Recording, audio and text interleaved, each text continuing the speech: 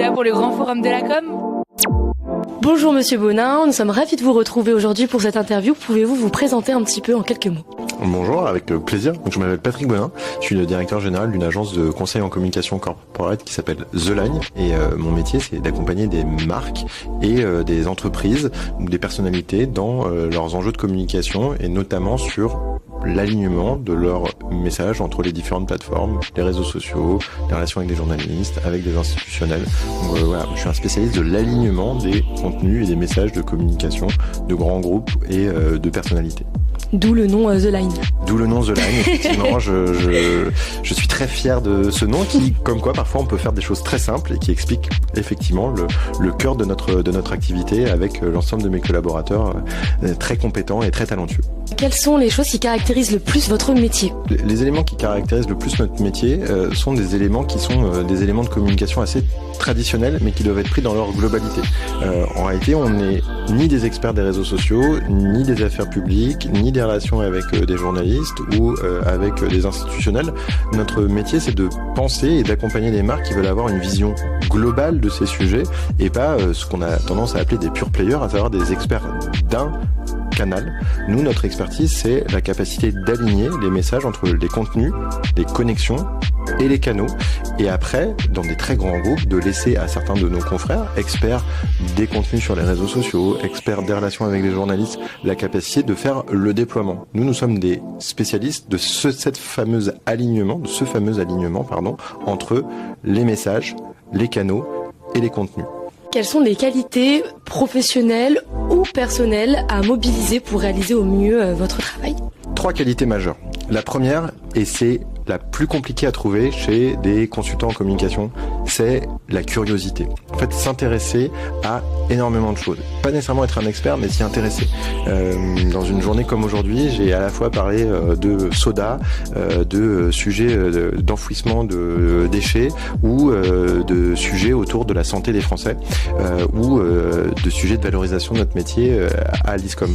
Et en fait, si on n'a pas cette curiosité-là, une partie de notre métier qui fait parler de sujets très différents le matin, le midi, le soir, la nuit. En fait, si on n'a pas cette curiosité, notre métier ne peut pas être bien fait et bien exécuté parce qu'on n'y prend pas de plaisir. Donc la première chose, c'est la curiosité. La deuxième chose, c'est une forme d'agilité.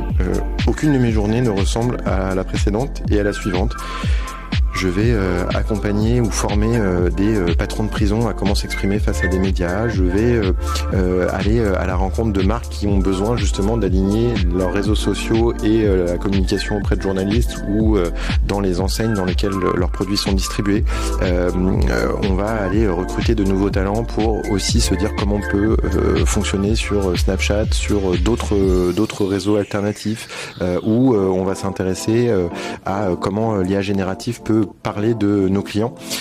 Cette agilité à passer d'un sujet à l'autre, d'un canal à l'autre. L'agilité aussi en face de nos clients qui sont très différents parce qu'ils sont ministres de la République, directeurs de la communication d'une marque ou sportifs de haut niveau. Cette agilité, elle est essentielle au bon fonctionnement de notre métier. Et puis la troisième qualité, c'est le sens du service. Mon métier, c'est d'être au service de mes clients, que je sois d'accord ou pas avec eux, qu'ils m'appellent le lundi à 16h30 ou le dimanche à 18h. On est dans un métier de service et au fond, être au service de nos clients, ce n'est pas être un expert qui impose son point de vue à son client, c'est être conscient que notre métier, c'est d'être au service de personnes qui ne sont pas nécessairement d'accord avec vous, mais qui font appel à vous parce que vous pouvez leur rendre un service.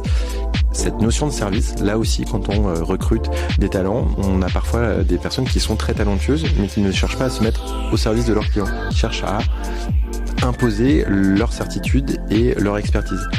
Moi, je suis un homme de service et donc oui, effectivement, mon téléphone sonne sans arrêt et je dois répondre à mes clients le matin, le midi, le soir, le week-end, quand ils ont besoin de moi. Aujourd'hui, on est dans un monde où tout va très vite. Alors, comment vous voyez, vous, l'avenir de votre métier ?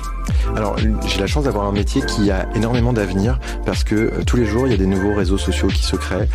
Tous les jours, il y a des personnes qui vont lire de nouveaux médias, qui vont s'informer.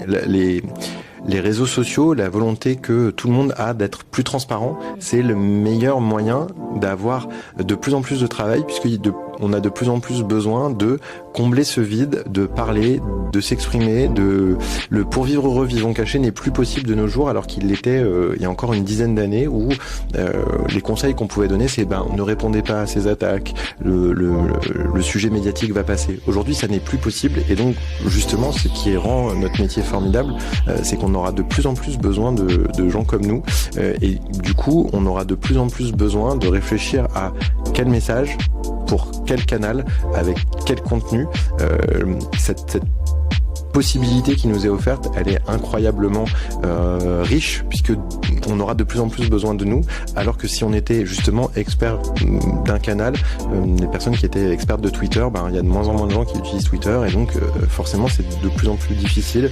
Les personnes qui étaient en capacité de faire des contenus incroyables avec tel ou tel logiciel, aujourd'hui il y a une intelligence artificielle qui va le faire mieux, plus vite et donc ils sont très fortement impactés.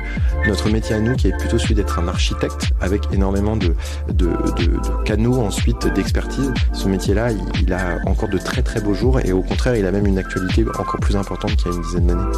Merci beaucoup, tout ça c'est très rassurant, merci beaucoup d'être venu. Merci de votre invitation. À bientôt. À très vite.